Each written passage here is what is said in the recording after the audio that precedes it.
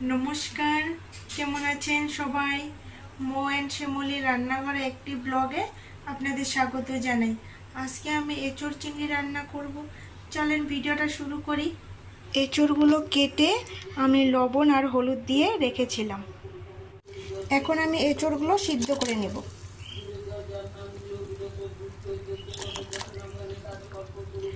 আর এখানে দুটো আলু কেটে নিয়েছি, আলুগুলো সিদ্ধ করে নেব। এখানে আমি চিংড়ি মাছ নিয়েছি। চিংড়ি মাছের মধ্যে লবণ আর হলুদ গুঁড়ো দিয়ে আমি এখন মাছগুলো মেখে নেব।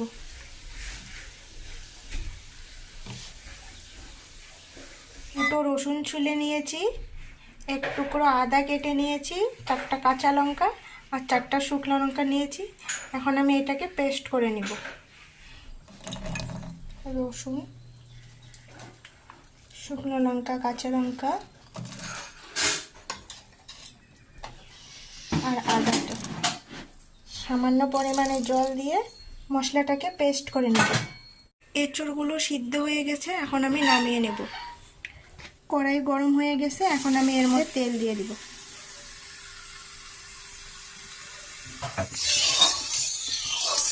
এখন আমি চিংড়ি মাছগুলো ভেজে নেব।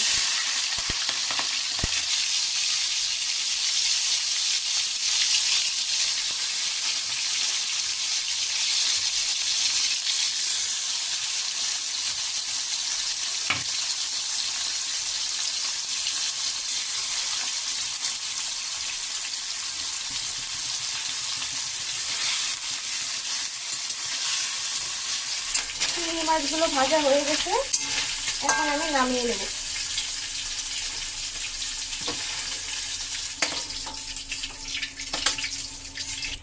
এই তেলেই আমি সিদ্ধ করে রাখা এঁচোড় আর আলুগুলো একসঙ্গে ভেজে নেব।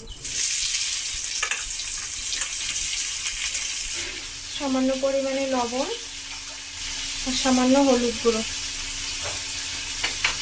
দিয়ে এখন আমি এঁচোড় আর আলুগুলো ভেজে নেব। ভাজা হয়ে গেছে, এখন আমি নামিয়ে নেব।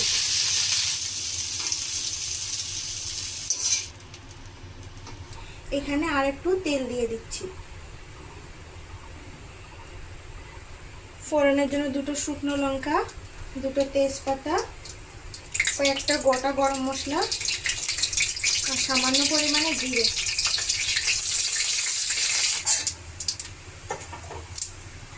এখন এর মধ্যে আমি দুটো পেঁয়াজ কেটে নিয়েছিলাম, পেঁয়াজগুলো দিয়ে দিই।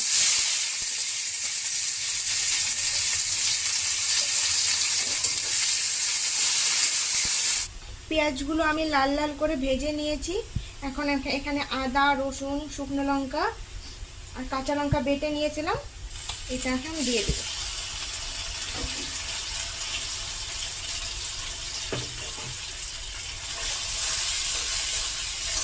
স্বাদ মতো লবণ, হলুদ গুঁড়ো, জিরে ধনে একসঙ্গে গুঁড়ো করে নিয়েছিলাম, 1 চামচ জিরে ধনে গুঁড়ো আর কালারের জন্য কাশ্মীরি লঙ্কার গুঁড়ো 1/2 চামচ।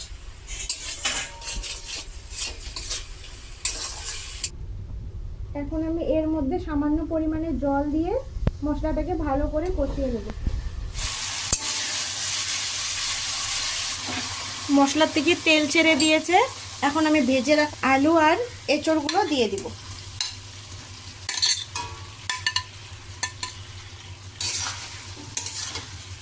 এখন আমি মশলার সঙ্গে ভালো করে আরো 3-4 মিনিট কষিয়ে নেব। মশলার সঙ্গে এঁচোড়গুলো ভালো করে কষিয়ে নিয়েছি, এখন আমি এর মধ্যে জল দিয়ে দিব।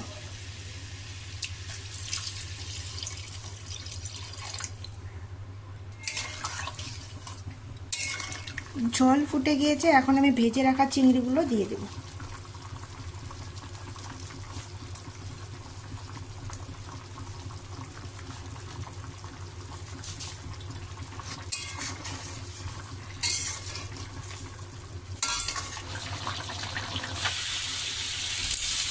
রান্নাটা হয়ে গেছে, এখন আমি এর মধ্যে গরম মশলা দিয়ে নামিয়ে নিব।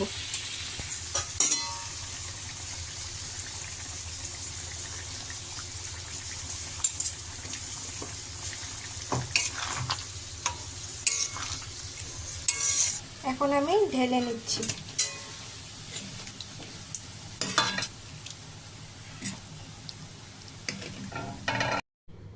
ভিডিওটা যদি ভালো লাগে অবশ্যই আমার চ্যানেলটাকে সাবস্ক্রাইব করে দিবেন আর লাইক কমেন্ট শেয়ার করতে একদমই ভুলবেন না।